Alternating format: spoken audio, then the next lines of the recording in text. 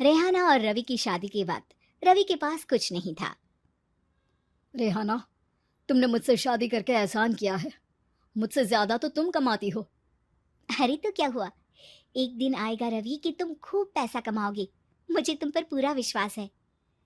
रवि और रेहाना खुद को स्टैंड करने के लिए पूरी मेहनत करते। रेहाना, मैं नौकरी नहीं करना चाहता हूँ। तो कोई बात नहीं, मैं नौकरी करके घर चलाती हूँ, तुम बिजनेस सेट करने की कोशिश करो। एक दिन। रेहाना, तुम जानती हो, मैंने जो विज्ञापन बनाने वाली कंपनी खोली थी ना, उसे बड़ी ब्रांड का ऑफर आया है।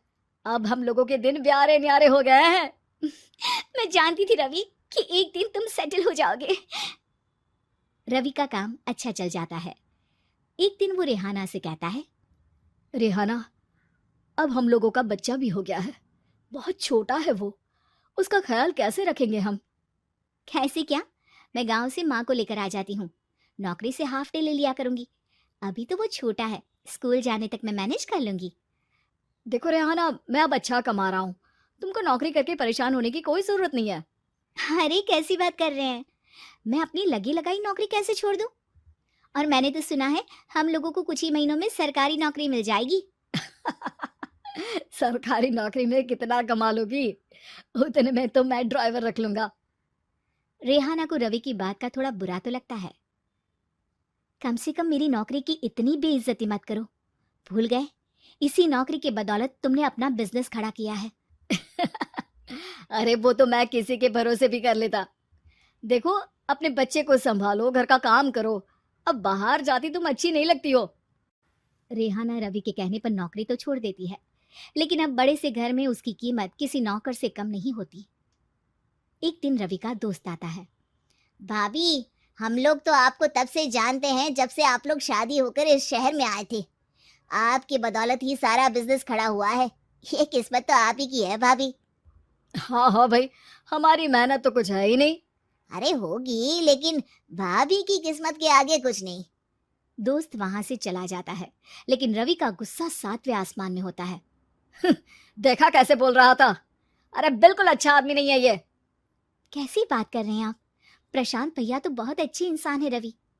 कैसे उन्होंने हमारे मुश्किल वक्त में हमारा साथ दिया था। अरे था पैसा तो साथ दिया, नहीं तो कौन पूछता है?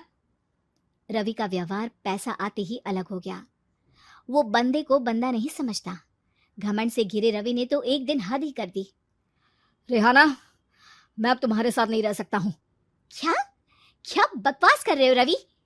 क्या कहना चाहते हो? और क्यों नहीं रह सकते तुम मेरे साथ? देखो, मुझे कोई और पसंद है, और उसने साथ रहने पर बस यही शर्त रखी है कि मुझे तुम्हें तलाक देना होगा।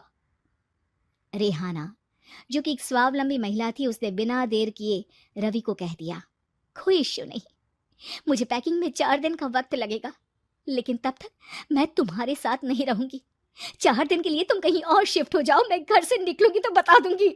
रवि घर छोड़कर चला जाता है।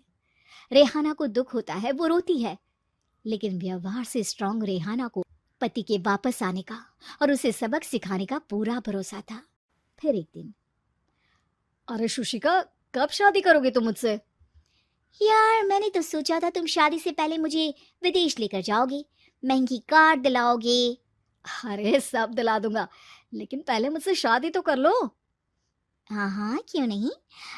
मैं कुछ दिनों के लिए अपने मम्मी पापा के पास जा रही हूँ और लोगों से अपनी शादी की बात करूंगी। अरे शुशिका, कैसे रहूंगा मैं तुम्हारे बिना? अब तो शादी ही होने वाली है हम लोगों की। शुशिका रवि को छोड़कर चली जाती है। रवि घर आता है, जहां रेहाना को ना पाकर उसे सब अजीब लगता है। घर तो रेहाना के बिना कुछ नहीं है। बच्चे की याद भी आ रही है। चलो एक वीडियो कॉल कर लेता हूँ। रवि रेहाना को वीडियो कॉल करता है, लेकिन रेहाना फोन नहीं उठाती। रात को सोते वक्त, मन कर रहा है मुन्ने को गले लगा लूं। चलो कोई ना, शुशिका से शादी के बाद मेरे और भी बच्चे होंगे। अगले दिन रवि ऑफिस जाता है, जहां टीना खड़ी होती है। सर, आपने अपने नए ऐड के लिए मॉडल की रिक्वायरमेंट डाली थी ना, मैं उसी के लिए आई हूँ। रवि टीना को देखकर खुश हो जाता है। अब शादी हो गई है तुम्हारी? नहीं सर, बस अच्छा सा हैंडसम और अमीर लड़का देख रहे हैं मेरे मम्मी पापा। रवि के दिमाग से तो टीना को देखकर शुशिका का ख्याल भी खत्म हो जाता है। अरे यार, ये लड़की मिल जाए कितनी सुंदर है। शुशिका तो इसके आगे कुछ नहीं है।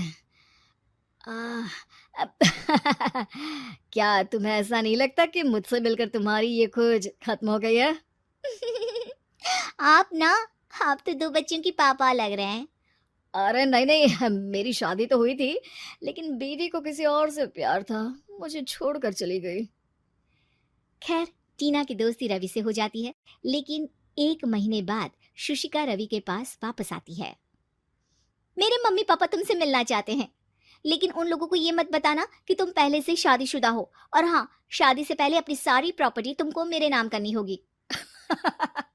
अरे पागल, अब मैं तुमसे शादी ही नहीं करना चाहता। भला ऐसी लालची औरत से कौन शादी करेगा? तभी वहां टीना आ जाती है। रवि, ये पागल सी औरत कौन है? देखो, तुमने ही कह दिया ना पागल, तो पागल ही है।